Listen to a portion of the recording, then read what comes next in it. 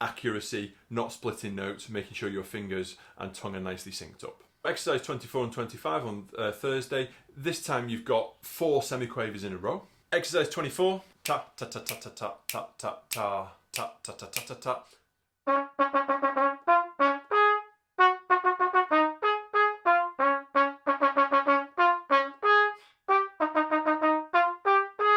So this one's a little bit more melodic.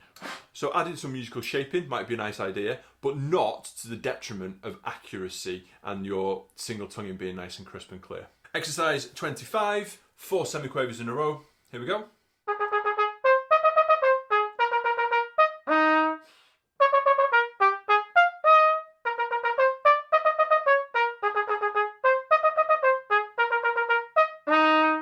So again, with these longer strings of semi-quavers, our tonguing is really important.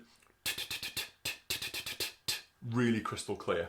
So now we're playing these rhythms faster. I just would like to talk quickly about what your tongue is actually doing in your mouth when you're saying these rhythms. When you heard me sing that rhythm a second ago,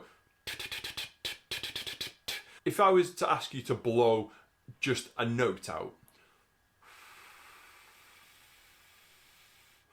notice that the sound of the air is as silent as I can make it. If I was to go, and my tongue's making a crackling sound interrupting the airstream, then when we're trying to play these faster rhythms, that's going to be really detrimental to 1, how accurate it is, and 2, how fast we can play. Every time you say the t syllable, you want the airflow to be exactly the same as if you were to just go and blow a nice smooth note out. If I'm going to say just one t,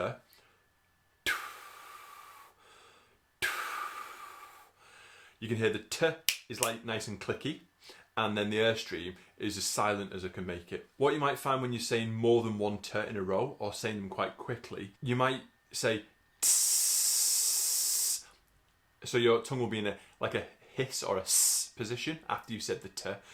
If you find that and you're saying tss, tss, tss, one, the sound is going to be muffled and not as clear as it could be, but also if you try and say like ts really fast, then your tongue sort of gets stuck at your teeth and it doesn't let any air past, and then you sort of just end up going red in the face and no sound comes out. So if I'm going to go with a ts syllable, that's like a really exaggerated thing of what not to do. If I play that through the instrument and go, my tongue's stuck at my teeth, no air can get past, and you sort of can feel the air building up inside your mouth and you go red in the face and nothing happens. If you say with a really smooth airflow, and then every time you say t and your tongue comes from your teeth down and back in your mouth to that nice position, then it lets the air pass really nicely. So you can go quite quickly without the detriment to the sound. One more thing I can add to that is, again,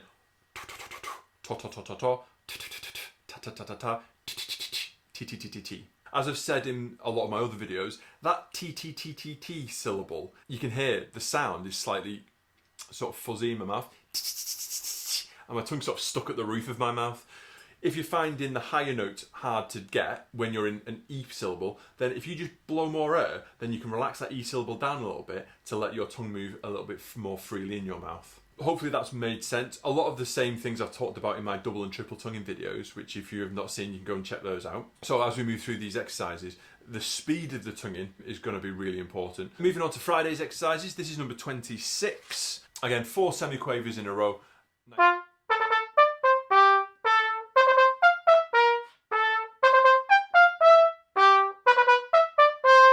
You can hear that airflow. There's no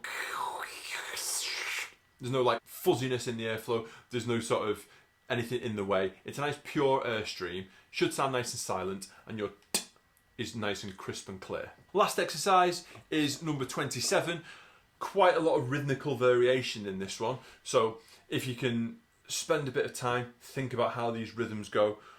1 and a 2 E and 1 E and 2 E and 1 E and a 2 E and 1 and a 2 E and 1 and a 2 E and a 1 E and 2 E and 1 and a 2 E and 1 E and a 2 E and. So again, remember our semiquavers 1 E and a.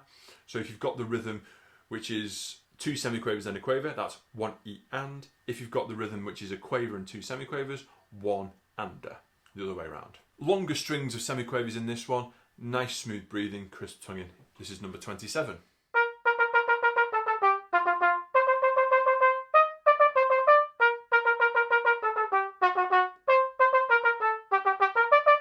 Part of your brain power will be taken up by working out what rhythms it is, but make sure when that happens, the accuracy and the pitching and the split note count doesn't go through the roof because your brain power is being used to work out the rhythms. Once you've practiced it a few times, the rhythm should become second nature and all of your focus should be on crisp tonguing and no split notes. So that's the third week over and done with. Slightly more in-depth explanation about what is the physicalities of increasing your tonguing speed.